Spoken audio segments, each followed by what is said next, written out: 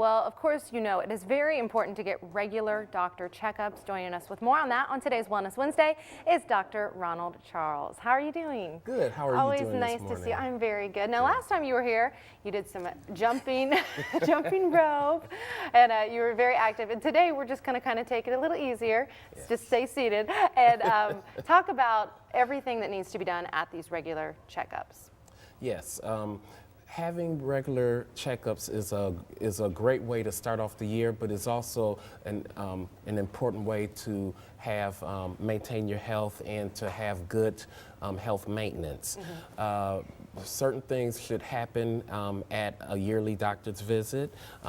Or you should have a physical, complete physical. There should be certain screening tests that you should have, and certain discussions that you should have with your primary care provider. Absolutely. Okay, so let's kind of talk about some of those tests that are very, very important in your mind to get. Okay, certain things that should happen is, for example, you should always have your blood pressure measured at usually at every visit, but especially during your physical exam.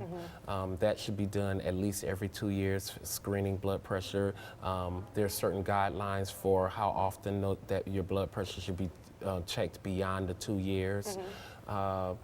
You should have, for women, it's very important to have discussions with their providers about their breast health, having a clinical breast exam, having discussions about mammograms, because I know in the media there's been a lot of talk about whether or not it should happen or not happen. At what age do you recommend for women to start getting mammograms? I know the ages, sometimes you hear quite early, like, you know, 40, sometimes you hear 35. What is your Unfortunately, there has not been a lot of, it varies per professional organization.